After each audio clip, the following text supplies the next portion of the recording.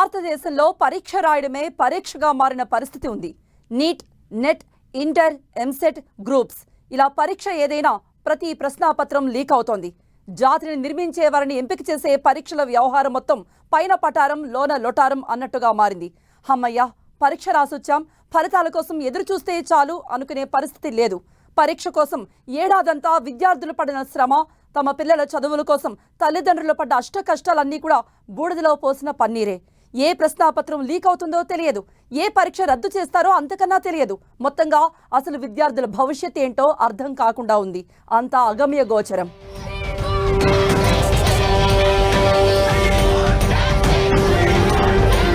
పరీక్ష ముందు రోజు రాత్రే నీట్ ప్రశ్నాపత్రం మా చేతికి అందింది. బీహార్లో నీట్ క్వశ్చన్ పేపర్ లీక్ వ్యవహారంలో పోలీసులు అరెస్ట్ చేసిన బీహార్ విద్యార్థులు చెప్పిన మాట ఇది. నోటితో చెప్పడమే కాదు, లిఖితపూర్వకంగా ఈ విషయాన్ని ఓ విద్యార్థి పోలీసుల ముందు అంగీకరించాడు. నీట్ పై దేశంలో చెలరేగుతున్న దుమారంలో ఇదో ఘటన మాత్రమే.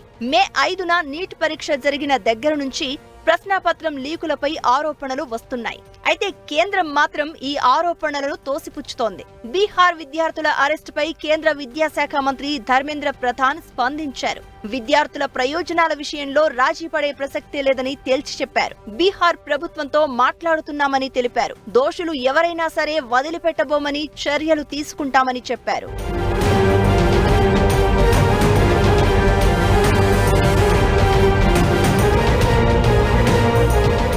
దేశవ్యాప్తంగా మెడికల్ కాలేజీలలో అండర్ గ్రాడ్యుయేట్ మెడికల్ కోర్సుల్లో ప్రవేశం కోసం నిర్వహించే పరీక్ష నీట్. డాక్టర్ కావాలనుకునే ప్రతి ఒక్కరూ నీట్ రాయాల్సిందే. ఈ పరీక్ష ఏటా నిర్వహిస్తారు. వైద్య విద్యలో ప్రవేశం కోసం 2017 నుంచి నీట్ తప్పనిసరి చేశారు. అయితే నీట్ నిర్వహణపై కొన్నేళ్లుగా తీవ్ర స్థాయిలో ఆరోపణలు వస్తున్నాయి. తమిళనాడులో నీట్ కు వ్యతిరేకంగా ఉద్యమమే జరుగుతోంది. నీట్ వల్ల జాతీయ స్థాయిలో తమిళనాడుకు అన్యాయం జరుగుతోందని ఆరోపిస్తోంది. ఎన్ని విమర్శలు వచ్చినప్పటికీ కేంద్రం మాత్రం నీట్ విషయంలో వెనక్కి తగ్గడం లేదు. ఏటా నీటిలో ఉత్తీర్ణులై లక్షల సంఖ్యలో వైద్య విద్యార్థులు మెడికల్ కాలేజీలో సీట్లు పొందుతున్నారు. ఈ ఏడాది మే 5న జరిగిన నీట్ను 24 లక్షల మంది రాశారు. ఈ నెల 4న ఫలితాలు విడుదలయ్యాయి. ఇది కేవలం ప్రవేశ పరీక్ష కనుక ఇది మార్కులు బాగొస్తే ఆయన డాక్టర్ అయిపోడు. డాక్టర్ చేయడానికి అర్హత సాధిస్తారు. కనుక 100 సీట్లుంటే 200 మంది విద్యార్థులుంటే 100 మందికి మాత్రమే అడ్మిషన్ దొరుకుతాయి. ఇంకో 100 మందిని ఎలిమినేట్ చేయాలి, తొలగించడానికి చేసేటువంటి పరీక్ష. కనుక ఈ పరీక్ష ఇలాంటి గందరగోళం, తప్పులు చేసిన వాళ్ళు రేపు డాక్టర్లు అయితే అని కొందరు మాట్లాడుతున్నారు.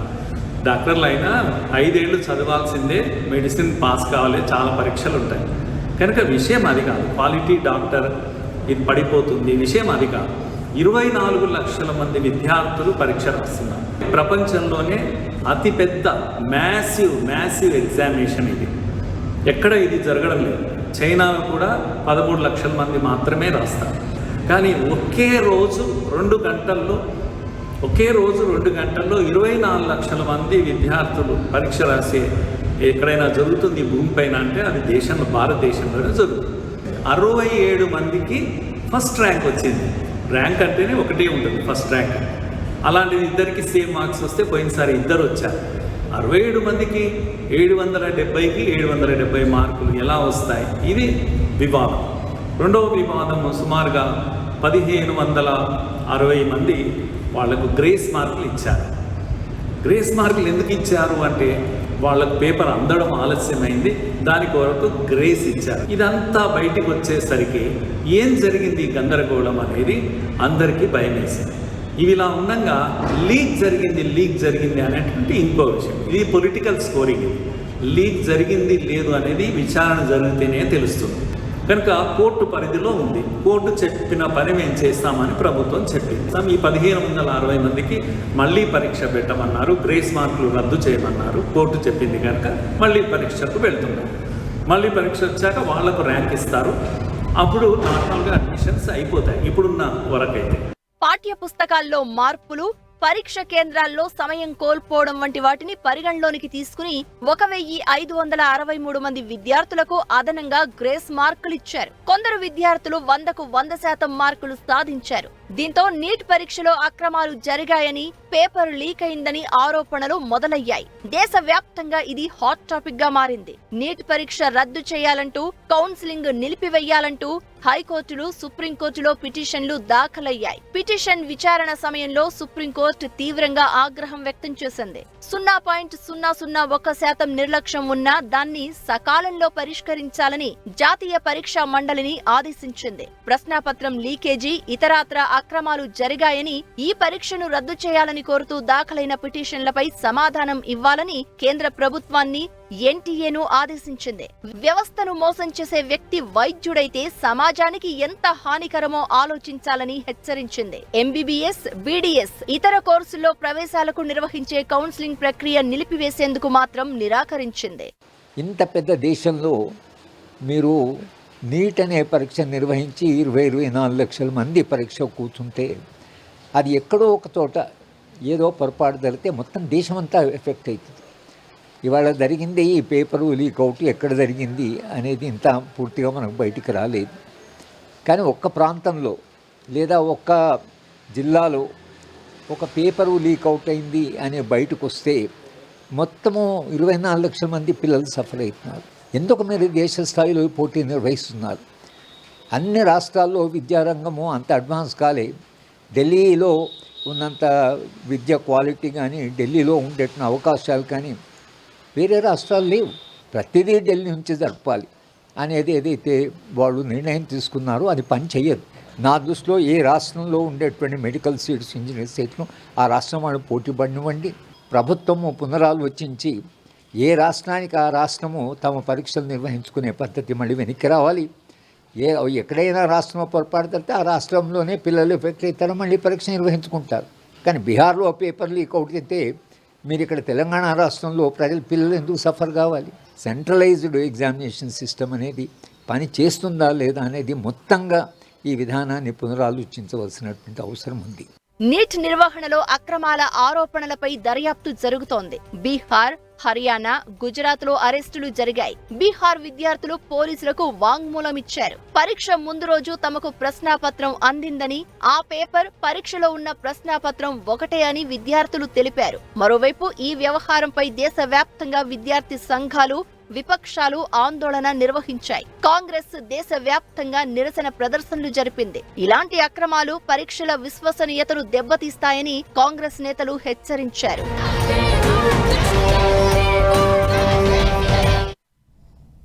పరీక్షల కోసం విద్యార్థులు పడే శ్రమను మర్చిపోకూడదు. నీట్ పరీక్ష వివాదంపై దాఖలైన పిటిషన్ల విచారణ సందర్భంగా సుప్రీంకోర్టు చేసిన వ్యాఖ్య ఇది. కానీ విద్యార్థులు, వారి తల్లిదండ్రుల వ్యయ ప్రయాసలు వ్యవస్థలకైతే పట్టడం లేదు. అధికారగణం ప్రదర్శిస్తున్న అంతులేని నిర్లక్ష్యం, అక్రమార్కుల దుర్మార్గం కలిసి పరీక్షల్ని ప్రహసనంగా మార్చివేస్తున్నాయి. జాతీయ స్థాయిలో నిర్వహించే పరీక్షలే కాదు, రాష్ట్ర ప్రభుత్వాల ఆధ్వర్యంలో సాగే పరీక్షలు కూడా లీకులతో సాగుతూ దేశ భవిష్యత్తును ప్రమాదంలో పడవేస్తున్నాయి. 15 రాష్ట్రాల్లో గత 7 ఏళ్లలో ప్రశ్నాపత్రం లీకులకు సంబంధించి 70 కేసులు దర్యాప్తులో ఉన్నాయంటే దేశంలో పరీక్షా వ్యవస్థ ఎలా ఉందో అర్థం చేసుకోవచ్చు. 1,70,00,000 మంది విద్యార్థులపై ఈ ప్రభావం ఉంది.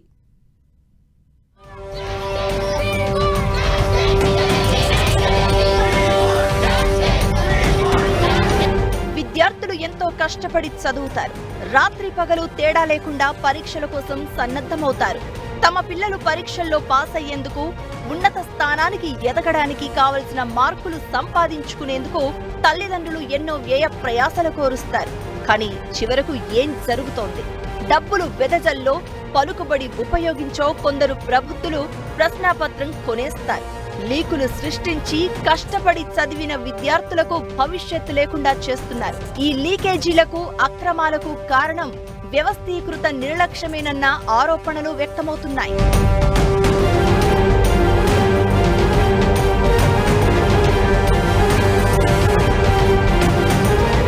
దేశంలో నీట్ పై భారీ ఎత్తున వివాదం సాగుతూ ఉండగానే యూజీసీ నెట్ 2024ను కేంద్రం రద్దు చేసింది. గత ఆదివారమే ఈ పరీక్ష జరిగింది.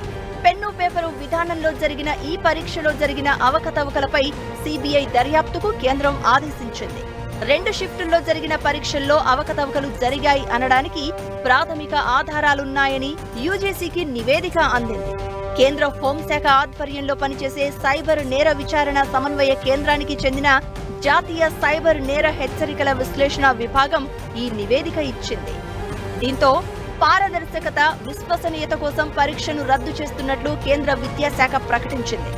జూనియర్ రీసెర్చ్ ఫెలోషిప్ కి అర్హత సాధించడానికి, PhDలో ప్రవేశానికి, యూనివర్సిటీలు, కళాశాలల్లో అసిస్టెంట్ ప్రొఫెసర్ పోస్టుల నియామకాలకు అర్హత సాధించడానికి ఏటా నెట్ నిర్వహిస్తుంది జాతీయ పరీక్షా సంస్థ.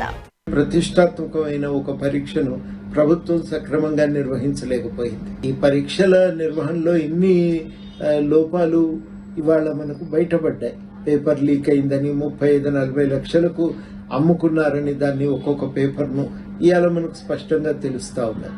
ఇవాళ చాలా కీలకమైందంటే ఇట్లాంటి పరీక్షల్లో మనం అవకతవకలను నిలువరించాలంటే దానికి ఒకే ఒక మార్గము పరీక్షలను డీసెంట్రలైజ్ చేయాలి. ఎంత డీసెంట్రలైజ్ చేయగలిగితే దాన్ని వికేంద్రీకరించగలిగితే అంత లాభం. నా దృష్టిలోనైతే నీట్ పరీక్షను జాతీయ స్థాయిలో జరపవలసిన అవసరం కూడా లేదు. దాన్ని మొత్తంగా డీసెంట్రలైజ్ చేసి ఏ రాష్ట్రానికి ఆ రాష్ట్రం జరుపుకోవటానికి కేంద్రం మహా అయితే ఒక కామన్ టైం టేబుల్ ను అనౌన్స్ చేయటం మంచిది. నీట్ వివాదం, నెట్ రద్దుపై కాంగ్రెస్ నేత రాహుల్ గాంధీ తీవ్ర విమర్శలు చేశారు. దేశ విద్యా వ్యవస్థపై కొందరి నియంత్రణ వల్లే ఈ పేపర్ లీకులు జరుగుతున్నాయని, లీకేజీలకు ప్రధాని మోదీ అవకాశం ఇచ్చారని ఆరోపించారు. లీకేజీలకు కారణమైన వారికి శిక్ష పడనంత కాలం ఇలాంటి ఘటనలు జరుగుతాయని హెచ్చరించారు. దీనిపై పార్లమెంటులో పోరాడతామని రాహుల్ గాంధీ తెలిపారు. हिंदुस्तान में नॉन स्टॉप पेपर लीक होते हैं और आज आप सबको मालूम है NEET paper and UGC NET के जो पेपर्स हैं वो लीक हुए हैं और एक कैंसिल भी हुआ है. कहा जा रहा था कि नरेंद्र मोदी जी ने यूक्रेन की लड़ाई रोक दी थी. मतलब एक ऑर्डर देके जो रूस और यूक्रेन के बीच में लड़ाई चल रही थी उसको रोक दिया था, ब्रेक लगा दी थी. इजराइल और गाजा के बीच में जो लड़ाई चल रही थी उसको भी नरेंद्र मोदी जी ने रोक दिया. मगर किसी न किसी कारण जो हिंदुस्तान में पेपर लीक हो रहे हैं उसको नरेंद्र मोदी रोक नहीं पा रहे हैं या रोकना नहीं चाहते हैं. నీట్, నెట్లే కాదు, రాష్ట్రాల ఆధ్వర్యంలో సాగే పరీక్షల్లోనూ ఇదే తంతు. గత ఏడాది TSPSC నిర్వహించిన గ్రూప్స్ ప్రశ్నాపత్రాల లీకుల వ్యవహారం సృష్టించిన సంచలనం అంతా ఇంతా కాదు. అప్పటి ప్రభుత్వంపై ఈ లీక్స్ వ్యవహారంతో తీవ్ర వ్యతిరేకత ఏర్పడింది. గత ఏడాది తెలుగు రాష్ట్రాల్లో 10th, ఇంటర్ పరీక్షా పత్రాలు కొన్ని లీక్ అయ్యాయి. విద్యార్థులు ఎగ్జామ్ సెంటర్లకు వెళ్లక ముందే వాట్సాప్లో పేపర్లు దర్శనమిచ్చాయి. ఇప్పుడే కాదు, ప్రశ్నాపత్రాల లీకుల వివాదాలు గతంలోనూ దేశంలో తరచుగా జరిగాయి. రైల్వే రిక్రూట్మెంట్ బోర్డు నిర్వహించే పరీక్షలు, ఇతర పోటీ పరీక్షల్లో ఎన్నోసార్లు లీకేజీ వ్యవహారాలు వెలుగు చూశాయి. 25 ఏళ్ల క్రితం ఇంటర్ ప్రశ్నాపత్రాల లీకేజీ వ్యవహారం ఉమ్మడి ఆంధ్రప్రదేశ్ ను కుదిపేసింది. ప్రశ్నాపత్రాల లీకేజీతో కష్టపడి చదివిన విద్యార్థులు ఎంతో నష్టపోతారు. నీట్ వంటి ప్రశ్నాపత్రాలు లీక్ అయితే వాటి ద్వారా వైద్య విద్యార్థులుగా మారిన వారు తర్వాతి కాలంలో వైద్యులుగా మారితే ప్రజల ప్రాణాలకు ఎంత ప్రమాదమో ప్రత్యేకంగా చెప్పాల్సిన పని లేదు. ప్రతిభ లేని వారు కాలేజీలు, యూనివర్సిటీల నుంచి బయటకు వస్తే, ఉద్యోగాల్లో చేరితే దేశ భవిష్యత్తుకు కలిగే అపార నష్టం అంచనాలకు అందనిది. 15 రాష్ట్రాల్లో గత 7 ఏళ్లలో ప్రశ్నాపత్రం లీకులకు సంబంధించి 70 కేసులు దర్యాప్తులో ఉన్నాయంటే దేశంలో పరీక్షా వ్యవస్థ ఎలా ఉందో అర్థం చేసుకోవచ్చు. 1,70,00,000 మంది విద్యార్థులపై ఈ ప్రభావం ఉంది. మళ్లీ పరీక్షలు నిర్వహించాల్సిన పరిస్థితి ఉండడం విద్యా వ్యవస్థ అస్తవ్యస్తంగా ఉంది అనడానికి నిదర్శనం. అక్రమార్కులపై కఠిన చర్యలు తీసుకోవడం ద్వారా ప్రభుత్వాలు వీటికి అడ్డుకట్ట వేయాలి.